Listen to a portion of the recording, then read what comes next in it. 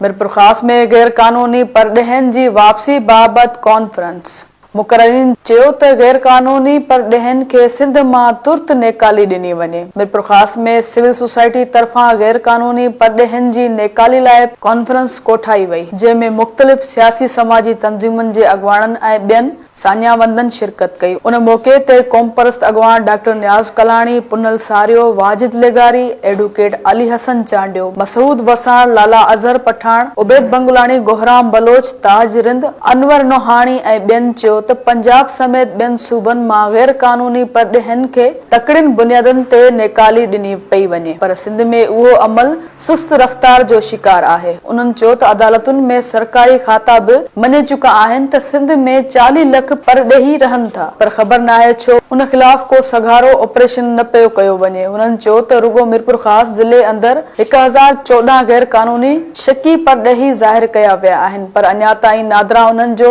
Verification करे का report नाहे ॾिनी ऐं हिकु बि गैर कानूनी परॾेह खे नेकाली नाहे ॾिनी वई। उन्हनि मुतालबो कयो त गैर कानूनी परॾेहनि जी नेकाली वारे ऑपरेशन खे सघारो बणाए मुल्क ते बार थियल गैर कानूनी अफ़गाननि समेत समूरनि खे नेकाली ॾिनी वञे।